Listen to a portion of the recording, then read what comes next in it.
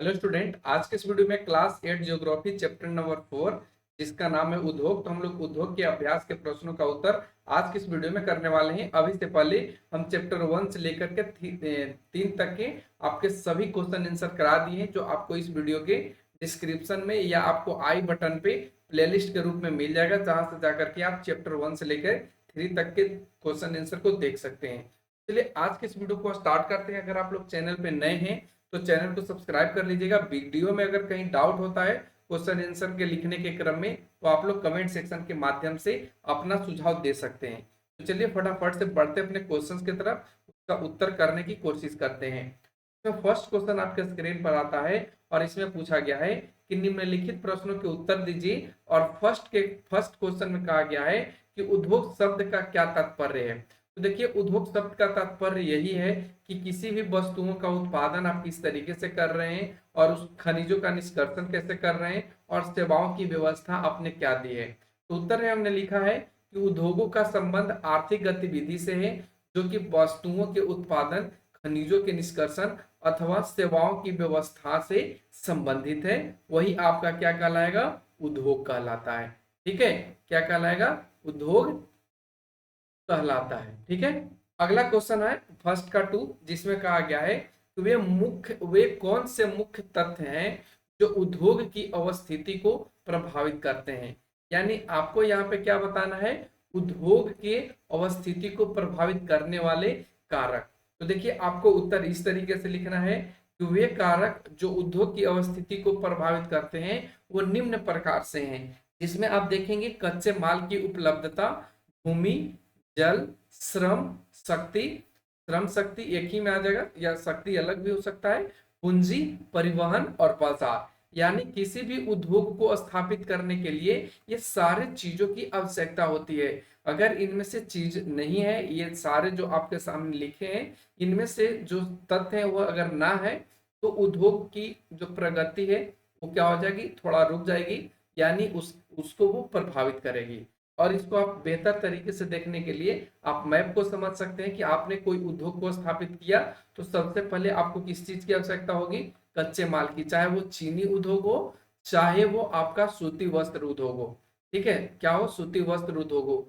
चीनी के लिए क्या चाहिए? गन्ना चाहिए। और सूती वस्त्र के लिए आपको क्या चाहिए? कपास चाहिए। ठीक है, और ये दोनों किससे रिलेटेड है? कृषि से रिलेटेड है। ये सारे चीज अगर आपके पास अवेलेबल हैं, तभी आप उद्योग की उन्नति को छू सकते हैं या बढ़ा सकते हैं, अन्यथा उसको प्रभावित करने वाले ये कारक के रूप में देखे जाएंगे। ठीक है, तो ये आपको यहाँ से उतार लेने हैं। अब हम चलते हैं पहला के 3 क्वेश्चन, जिसमें कहा गया है कि वो कौन सा उद्योग है जो प्रायः आधुनिक उद्योग का मेरुदंड कहा जाता है और क्यों कहा जाता है। उत्तर में आइए, हम यहाँ पे लिखे हैं कि लौह इस्पात उद्योग प्रायः आधुनिक उद्योगों का मेरुदंड है। यानी आधुनिक उद्योगों का मेरुदंड किसे कहा गया है? लौह इस्पात को कहा गया है, क्योंकि लगभग सारी वस्तुएं जिनका हम लोग उपभोग करते हैं वे या तो लोहा या इस्पात से बने हैं अथवा इन धातुओं से निर्मित औजारों और मशीनों से बने हैं। उदाहरण के रूप में आप देख सकते हैं कि आप जो डेली के बेसिस पे यूज करते हैं, पोत पोत कहने का मतलब जो हवाई जहाज की बात किया, हवाई जहाज के साथ साथ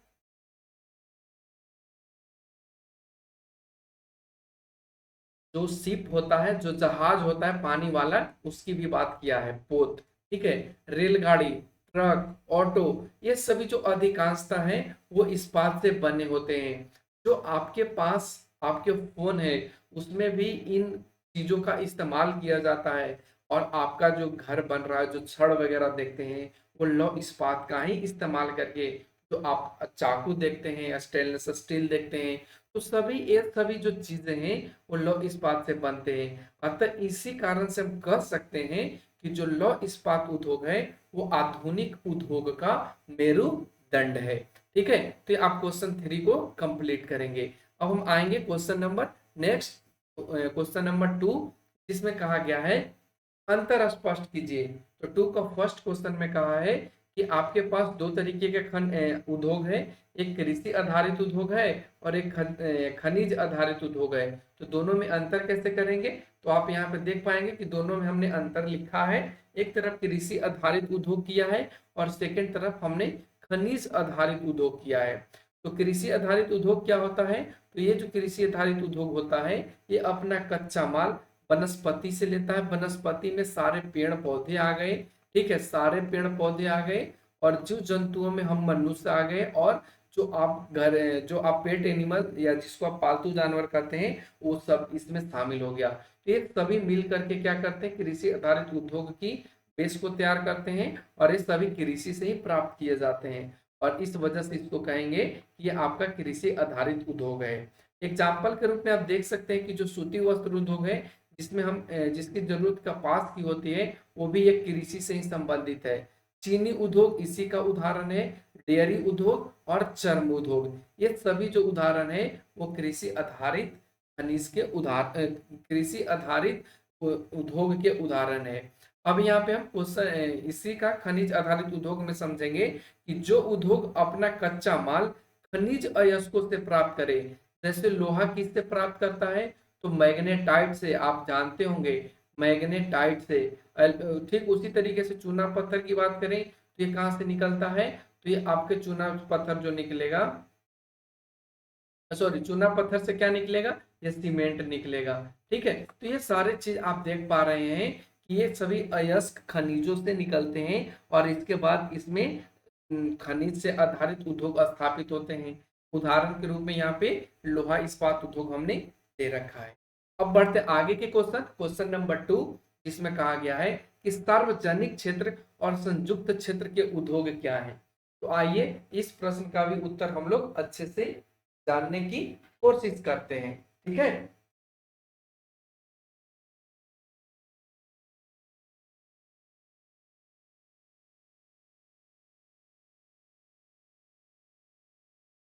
तो देखिए हमने दो तरीके से किया है, एक तरफ सार्वजनिक क्षेत्र उद्योग और एक तरफ संयुक्त क्षेत्र उद्योग नाम दिया है।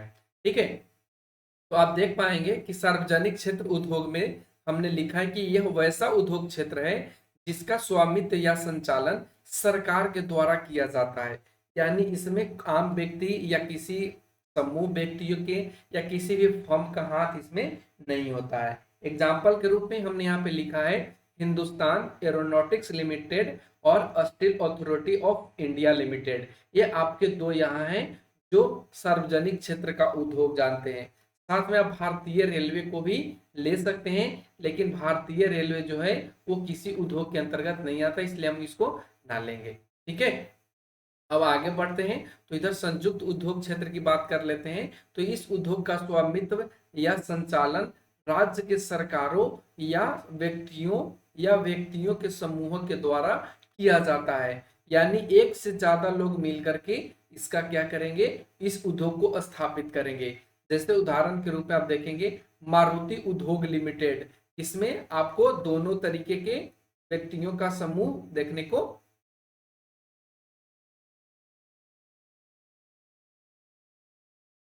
मिलेगा। ठीक है, तो इस तरीके से आपको यहाँ पे बना लेने हैं। आखिरी क्वेश्चन है जिसमें आपको कथन के दो दो उदाहरण देने हैं और खाली स्थानों को भरना है। जैसे कच्चा माल, तो कच्चा माल में आप देखेंगे कृषि से संबंधित जो सूती वस्त्र है उसमें कपास की आवश्यकता होती है और गन्ना चीनी के लिए आवश्यकता होती है। अंतिम उत्पाद के रूप में देखेंगे तो कपास से क्या मिलता है, सूती वस्त्र मिलता है और गन्ना से क्या मिलेगा, चीनी मिलेगा। तृतीय क्रियाकलाप की बात करें तो तृतीय क्रियाकलाप में आप देखेंगे व्यापार को और बैंकिंग को देखेंगे, ये सभी तृतीय क्रियाकलाप के अंतर्गत आता है। कृषि आधारित उद्योग की बात करें तो आप चीनी उद्योग को ले सकते हैं और डेयरी उद्योग को ले सकते हैं।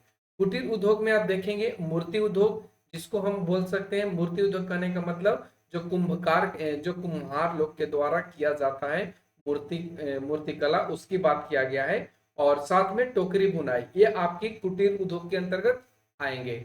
ऐसे और भी आएंगे, जैसे जो चरखा चलाने वाले होते हैं वो भी आपके कुटीर उद्योग के अंतर्गत ही आएंगे। सहकारिता के क्षेत्र में अगर बात करें तो एक आपका डेयरी उद्योग हो जाएगा और सेकंड आपका पशु पालन हो जाएगा। और इस तरीके से हम सारे क्वेश्चंस को बारी बारी से सोल्व किया। आप लोगों को कैसा लगा ये वीडियो कमेंट सेक्शन के माध्यम से जरूर बताएं। चैनल पे नए हैं तो चैनल को सब्सक्राइब कर लीजिए और बेल आइकन को प्रेस कर दीजिए ताकि आप सभी को किसी भी चीज को लेकर के कोई दिक्कत ना हो। ठीक है, तो चलिए आज के इस वीडियो को यहीं तक समाप्त रखते हैं। बाय बाय, फिर मिलते हैं अगले चैप्टर अगले कंटेंट के साथ।